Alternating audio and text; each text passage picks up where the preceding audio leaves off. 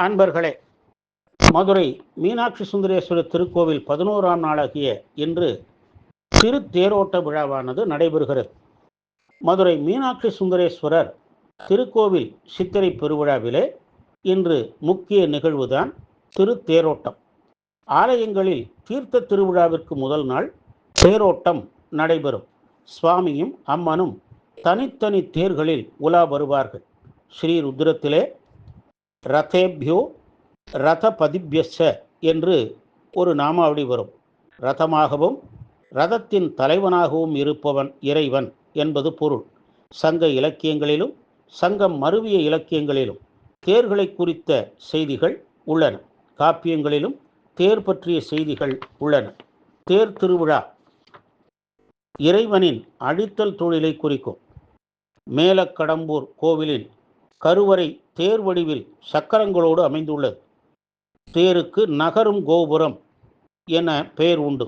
ஒரு கோவிலின் அனைத்து பகுதிகளும் தேரில் உள்ளன. இறைவனை தேரில் தரிசித்தால் மறுபிறவி கிடையாது என்பது ஐதீகம். தேர் விழாவில் நாட்டில் அமைதியும் செழிப்பும் உண்டாகும் என்று நம்பிக்கை மக்களிடத்திலே நிலவுகிறது. மக்கள் தங்கள் வேற்றுமைகளை மறந்து ஒன்றுபட உதவுவதுதான் இந்த தேரோட்ட விழா. நினைத்த இடமெங்கும் செல்லும்படியாக ஆகாய மார்க்கத்தில் பறக்கத்தக்க 3 கோட்டைகளை வரமாக பெற்றவர்கள் வித்யுன்மாலி, தாரகாட்சகன், கமலாட்சகன் என்னும் அரக்க சகோதரர்கள். அதன் மூலம் உலகை கொடுமைப்படுத்தினர்.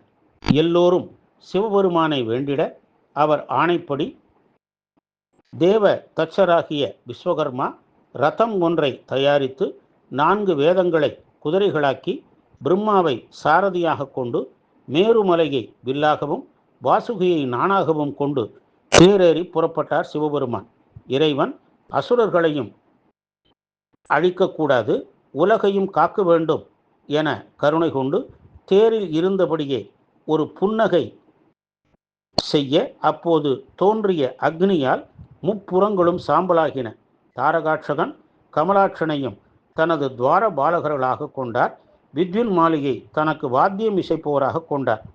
ஆணவம், கண்மம், மாயை என்னும் மும்மலங்கள் தன் திருவருள் நோக்கால் சுட்டு எரித்து உயிர்களை நல்வழிப்படுத்துகிறார் என்பதுதான் தேர் திருவிழாவின் தத்துவார்த்தமாகும். இந்த சம்பவத்தை நினைவுகூர தேரோட்டம் நடத்தப்படுகிறது. இத்தேரில் சுவாமியை தரிசிப்பதால் நம் மன அழுக்குகள் தூய்மை செய்யப்பெற்று புனிதம் பெறுகிறோம்.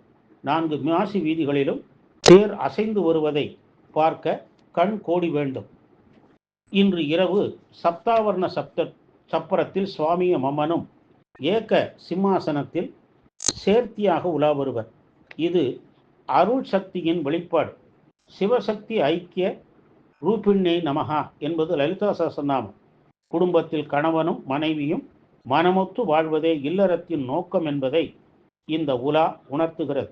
புதுமண தம்பதிகள் இந்த உலாவை அவசியம் தரிசிக்க வேண்டும். இதன் மூலம் குடும்பத்தில் சண்டை சச்சரவுகளின்றி ஒற்றுமையாக இருப்பதுடன் நன்மக்கட்பேரும் கிட்டிடும். இவற்றை மனதில் கொண்டு தேரோட்டத்தையும் சப்தாவர்ண சப்பரத்தையும் தரிசித்து பேரானந்த பெருவாழ்வு வாழ்வோமாக. ஆடக மதுரை அரசையை போற்றி, கூடல் இலங்கு குருமணி போற்றி, ஷாமலா பீடந்தையே ஜெகதம்பிகே.